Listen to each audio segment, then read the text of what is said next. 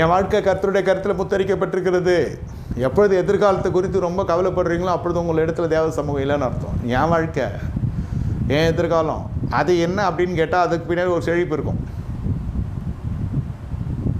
நான் எனக்குன்னு கேட்கல, என் குடும்பத்துக்குன்னு கேட்குறேன். இன்னும் நீ வரவே இல்லை கிறிஸ்துவுக்குள்ளே. இந்த ஊழிய பாங்கல்ல சொல்கிறேன். எல்லாம் மிஞ்சி போனாக்கா எதனா பார்த்துட்டு ஒரு உடன்படிக்கை இருக்கும் ஒரு ஊழியக்காரனுக்கு, அவன் பிள்ளையும் அந்த உடன்படிக்கை சுமக்கோன்னு. அது தேவனுக்கும் அந்த மனுஷனுக்கும் இருக்கிற உடன்படிக்கை. உன் மீது இருக்கிற உன் ஆவியை உன் சந்தானத்துக்கும் உன் சந்ததியுமே நான் ஊற்றப் போகிறேன். உன் வாயில் அருள் செய்தன் வார்த்தைகளை உன் சந்ததியின் வாயிலேருந்து நான் பிடுங்கி போகிறதில்லை, அது தொடரும்னு. அதன் அடிப்படையில் பிதா குமாரன் பரிசுத்தாவி போல் அந்த ஊழியம் தொடரும். தகப்பன் மகன் அப்படியே தொட்டு வரும். அதை குறித்து பல வதந்திகள், பல விமர்சனங்கள் அதிகரிக்கும். கீழ்ப்படியாக கூடுதலான ஆசீர்வாதங்கள் வரும். அப்போ எல்லாருடைய கண்ணுக்கு இது எப்படி தெரியும்னாக்கா, இது ஒரு விதமான குடும்ப அரசியல் மாதிரி தெரியும்.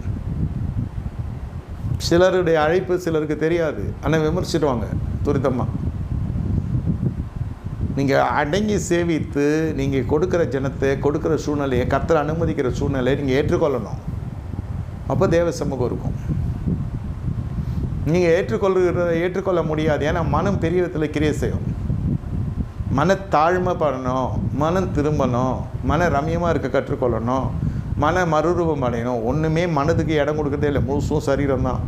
தீர்மானம் எடுக்கிறதுலேருந்து, கோவிச்சுக்கிறதுலேருந்து, சண்டை போடுறதுலேருந்து, நம்ம புரணி பேசுகிறதுலேருந்து எல்லாம் மனம் கொடுக்குற டைரெக்ஷனில் பாடி வேலை செய்யுது. தேவன் சொல்கிற மன திரும்புதலும் இல்லை, மன ரம்யமும் இல்லை, மனத்தாழ்மையும் இல்லை, மன மறுரூபமும் ஆறுதும் கிடையாது. ஒன்றுமே கிடையாது. முழுக்க முழுக்க மாமிசம். ஆவிக்குரிய நாமத்திலே மாமிசம். ஆமாம், இப்போ சண்டை போட்டு போய் ஒருத்தன் சபை ஆரம்பிக்கிறான்னா அவன் எவ்வளோ பெரிய போதகனாக இருப்பான். அவனுங்களை அடைக்கம் கிடையாது.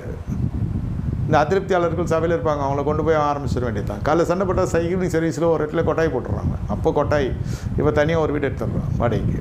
இங்கே பார்ப்பமான ஆரம்பம் முடிவு சம்பூர்ணமாக இருக்கும். அது பின்னாடி கொஞ்சம் போகும், அவங்ககிட்ட கொஞ்சம் பிச்சின்னு போகும். இப்போ தெருவுக்கு நாள் ஆயிடுச்சு இல்லையா சபை.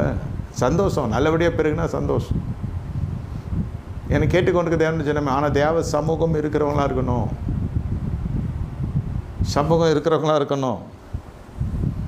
சமூகம் இருக்கிறவங்களாக இருக்கணும். என் வாட்டுக்கு இஷ்டத்துக்கு செய்யக்கூடாது. எல்லாம் எனக்கு தெரியும்னு அடங்கி சேவிக்கிறது தான் இதெல்லாம். சூழ்நிலை ஒன்று அடக்கி வைக்கிறது இல்லையா, குடும்பம் ஒன்று அடக்கி வைக்கிறது இல்லையா. இந்த குடும்பத்தில் நான் வாழ்க்கப்பட்டது என் பிரகாசமே போச்சு. இல்லை, இப்போ தான் நீ குடும்ப விளக்காக இருக்கிற, குத்து விளக்காக இருக்கிற. கோடரிக்காமல் இருந்து நீங்கள் இப்போ தான் கொஞ்சம் வாழ்க்கையில் ஜெயன்னா என்னன்னே தெரியுது அடங்கி சேவிக்கிறதுனால.